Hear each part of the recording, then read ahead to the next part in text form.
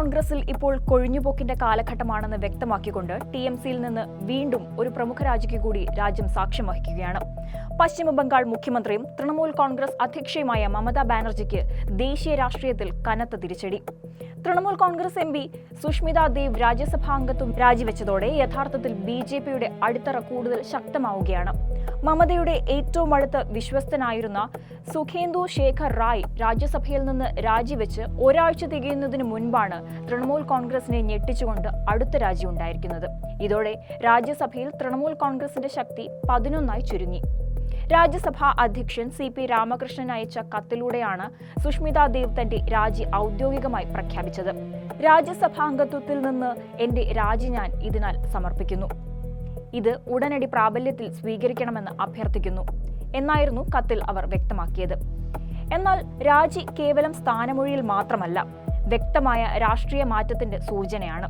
രാജിവെച്ചതിന് തൊട്ടു പിന്നാലെ അസം മുഖ്യമന്ത്രി ഹിമന്ത ബിശ്വ ശർമ്മയുടെ ഡൽഹിയിലെ വസതിയിൽ അദ്ദേഹത്തോടൊപ്പം സുഷ്മിത നിൽക്കുന്ന ചിത്രം സമൂഹമാധ്യമങ്ങളിൽ പ്രത്യക്ഷപ്പെട്ടു. സുഷ്മിതാ ദേവ് ഉടൻ തന്നെ BJPയിൽ ചേരുമെന്നാണ് രാഷ്ട്രീയ വൃത്തങ്ങൾ നൽകുന്ന സൂചന. മാധ്യമപ്രവർത്തകർ അസം ബന്ധത്തെക്കുറിച്ച് ചോദിച്ചപ്പോൾ ഇതിൽ അസം ബന്ധം മാത്രമാണ് എന്നായിരുന്നു അവരുടെ മറുപടി. അസമിലെ സിൽച്ചറിൽ നിന്നുള്ള മുൻ കോൺഗ്രസ് ലോക്സഭാ MP ആയിരുന്നു 53-കാരിയായ സുഷ്മിതാ ദേവ്. അസമിലെ പ്രമുഖ കോൺഗ്രസ് നേതാവും സ്വാധീനമുള്ള ബംഗാളി നേതാവുമായിരുന്ന സന്തോഷ് മോഹൻ ദേവിന്റെ മകൾ. കോൺഗ്രസിന്റെ വനിതാ വിഭാഗമായ ഓൾ ഇന്ത്യ മഹിളാ കോൺഗ്രസ് അധ്യക്ഷയായി തിളങ്ങി നിന്ന അവർ 2019 തെരഞ്ഞെടുപ്പ് പരാജയത്തിന് ശേഷമാണ് കോൺഗ്രസ് വിടുന്നത്. തുടർന്ന് 2021 ജനസേവനത്തിന്റെ പുതിയൊരു അധ്യായം എന്ന് പ്രഖ്യാപിച്ചുകൊണ്ട് അവർ തൃണമൂൽ കോൺഗ്രസിൽ ചേർന്നു.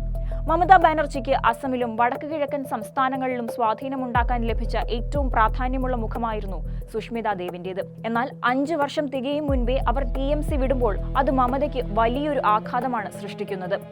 ഈ രാജി തൃണമൂൽ കോൺഗ്രസിനുള്ളിൽ രൂപപ്പെടുന്ന വലിയൊരു ആഭ്യന്തര തകർച്ചയുടെ ആഴം വ്യക്തമാക്കുന്നതാണ്. ദേശീയ തലത്തിൽ BJPക്കെതിരെ ശക്തമായ പ്രതിപക്ഷം കെട്ടിപ്പടുക്കാൻ ശ്രമിക്കുന്ന മമതയ്ക്ക് സ്വയം അണികളെയും പ്രമുഖ നേതാക്കളെയും കൂടെ നിർത്താൻ സാധിക്കുന്നില്ല എന്ന ഗൗരവമേറിയ രാഷ്ട്രീയ യാഥാർത്ഥ്യമാണ് ഇവിടെ തെളിയുന്നത്.